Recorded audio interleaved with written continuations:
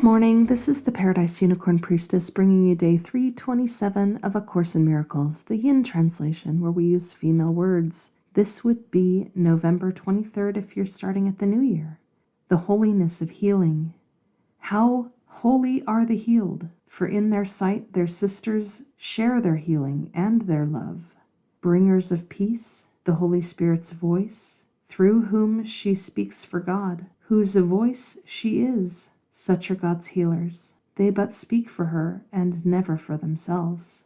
They have no gifts but those they have from God, and these they share because they know that this is what she wills. They are not special, they are holy. They have chosen holiness and given up all separate dreams of special attributes through which they can bestow unequal gifts on those less fortunate. Their healing has restored their wholeness, so they can forgive and join the song of prayer in which the healed sing of their union and their thanks to God. As witnesses to forgiveness, aid to prayer, and the effect of mercy truly taught, healing is blessing, and the world responds in quickened chorus through the voice of prayer. Forgiveness shines its merciful reprieve upon each blade of grass and feathered wing and all the living things upon the earth. Fear has no haven here, for love has come in all its holy oneness. Time remains only to let the last embrace of prayer rest on the earth an instant, as the world is shined away. This instant is the goal of all true healers, whom the Christ has taught to see her likeness and to teach like her. Think what it means to help the Christ to heal. Can anything be holier than this? God thanks her healers, for she knows the cause of healing is herself, her love, her child, restored as her completion, and returned to share with her creation's holy joy. Do not ask partial healing, nor accept an idol for remembrance of her whose love has never changed and never will. You are as dear to her as is the whole of her creation, for it lies in you as her eternal gift. What need have you for shifting dreams within a sorry world? Do not forget the gratitude of God. Do not forget the holy grace of prayer. Do not forget forgiveness of God's child. You first forgive, then pray, and you are healed. Your prayer has risen up and called to God, who hears and answers. You have understood that you forgive and pray, but for yourself. And in this understanding you are healed. In prayer you have united with your source and understood that you have never left. This level cannot be attained until there is no hatred in your heart and no desire to attack the child of God. Never forget this. It is you who are God's child, and as you choose to be to her, so are you to yourself, and God to you. Nor will your judgment fail to reach to God, for you will give the role to her you see in her creation. Do not choose amiss, or you will think that it is you who are creator in her place, and she is then no longer cause but only an effect. Now healing is impossible, for she is blamed for your deception and your guilt. She who is love becomes the source of fear, for only fear can now be justified. Vengeance is hers, her great destroyer, death, and sickness, suffering, and grievous loss become the lot of everyone on earth, which she abandoned to the devil's care, swearing she will deliver it no more. Come unto me, my children, once again, without such twisted thoughts upon your hearts. You still are holy with the holiness which mothered you in perfect stillness, and still surrounds you with the arms of peace. Dream now of healing, then arise and lay all dreaming forever down. You are she your mother loves, who never left her home, nor wandered in a savage world with feet that bleed, and with a heavy heart made hard against the love that is the truth in you. Give all your dreams to Christ, and let her be your guide to healing, leading you in prayer beyond the sorry reaches of the world. She comes for me, and speaks my word to you. I would recall my weary child to me from dreams of malice to the sweet embrace of everlasting love and perfect peace. My arms are open to the child I love, who does not understand that she is healed, and that her prayers have never ceased to sing her joyful thanks in unison with all creation, in the holiness of love. Be still an instant. Underneath the sounds of harsh and bitter striving and defeat, there is a voice that speaks to you of me. Hear this an instant, and you will be healed. Hear this an instant, and you have been saved.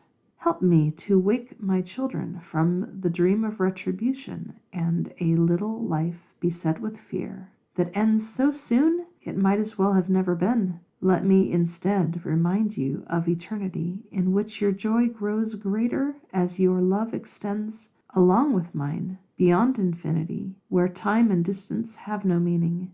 While you wait in sorrow, heaven's melody is incomplete, because your song is part of the eternal harmony of love. Without you is creation unfulfilled. Return to me, who never left my child. Listen, my child, your mother calls to you. Do not refuse to hear the call for love. Do not deny to Christ what is her own. Heaven is here, and heaven is your home. Creation leans across the bars of time to lift the heavy burden from the world. Lift up your hearts to greet its advent. See the shadows fade away in gentleness. The thorns fall softly from the bleeding brow of her who is the holy child of God. How lovely are you, child of holiness! How like to me! How lovingly I hold you in my heart and in my arms. How dear is every gift to me that you have made, who healed my child and took her from the cross. Arise, and let my thanks be given you, and with my gratitude will come the gift, first of forgiveness, then eternal peace. So now return your holy voice to me. The song of prayer is silent without you. The universe is waiting your release, because it is its own. Be kind to it, and to yourself, and be kind to me. I ask but this, that you be comforted, and live no more in terror and in pain. Do not abandon love. Remember this, whatever you may think about yourself, whatever you may think about the world, your mother needs you and will call to you until you come to her in peace at last. Today's passage is the last portion of the Song of Prayer. Tomorrow we go on to the last of the channeled works, Psychotherapy, and that only goes until December 6th. After that, these podcast episodes will be very brief, just being the lesson. And the last 5 lessons for the year are the same and very brief as well. It would seem that the latter half of today's reading, the narrator is channeling the mother herself. We have seen little snippets of this in the course before, but it is interesting to note. The Course has repeated that our one responsibility is to accept the atonement for ourselves, and then of course we keep it by sharing it. And the Course has addressed the concept of unhealed healers, not being able to actually heal. So this passage addresses healed healers, and it says, how holy are they? They do not speak for themselves. They function as a voice for God, a voice for love. They have no gifts but those they have from God. It says they are not special, they are holy. They have chosen holiness and given up all separate dreams of special attributes through which they can bestow unequal gifts on those less fortunate. So this is that state in which all gifts are shared equally. We are one, for if one has gifts, we all do. Is it not so? It is only an illusion to see it otherwise. Today's passage also explains that before we join in prayer, which is not an asking for things, but it is a communion with love, first we forgive. And it says that these who are healed, they are able to forgive. And then they can join the song of prayer, which the healed sing of their union and their thanksgiving, their gratitude, to love, to God. Our passage today gives us this simple formula. First you forgive, then you pray, then you are healed. It further explains that in our understanding that we but forgive ourselves, and that we but pray for ourselves because all is one, it is in that understanding of oneness that we are healed. It also explains that we reach this place when we have no more hatred in our heart and no more desire to attack the child of God. This always includes ourselves because we are always included in the oneness. There is no difference between us and the other. We are again cautioned about judgment, that as we see anything, so we see ourselves and so we see God. And if we have judgment and attack in our thoughts, we will see ourselves as the creator and God as only an effect, love as only an effect, not the cause. And in this state, healing is not possible. In this state, we blame God, we blame love for any deception and guilt we perceive or feel or experience in any way. In this state, we see love as the source of fear. This opening is the opening of Pandora's box. All that is painful, all that is loss, all that is sickness or death.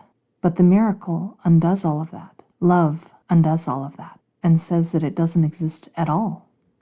And here, as the narrator then speaks to the voice of the mother herself, our mother bids us to come unto her without such twisted thoughts upon our hearts, declaring that we have always been holy and always will be holy, and bids us to dream only of healing. And then when that is done, arise and lay down all dreaming forever.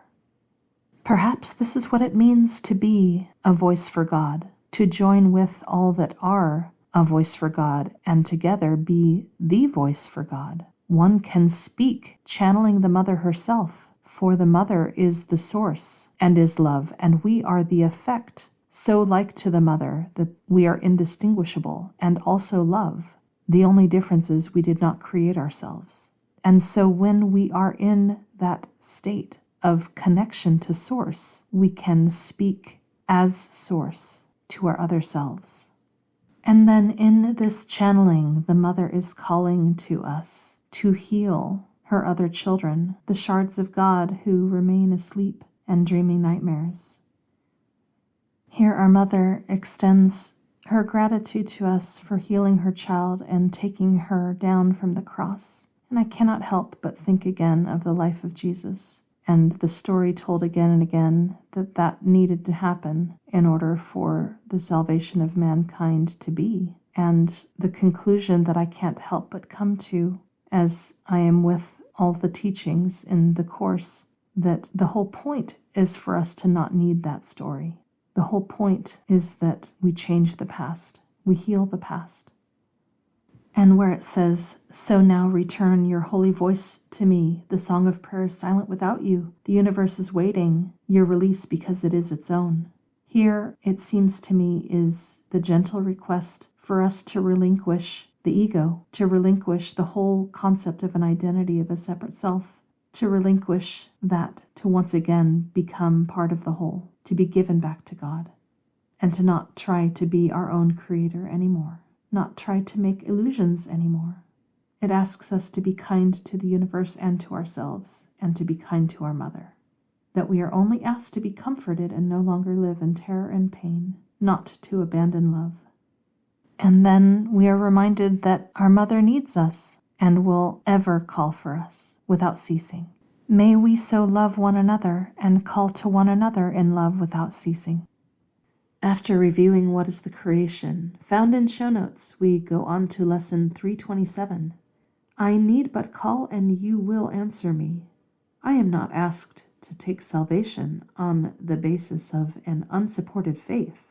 For God has promised she will hear my call and answer me herself.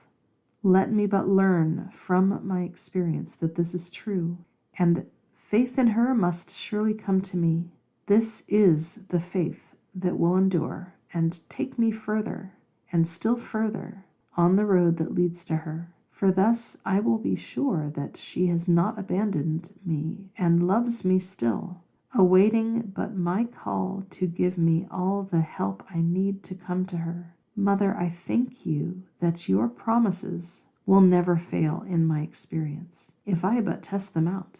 Let me attempt, therefore, to try them, and to judge them not. Your word is one with you.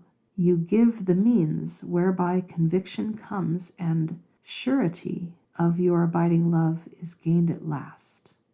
That is the lesson for the day. Happy practicing.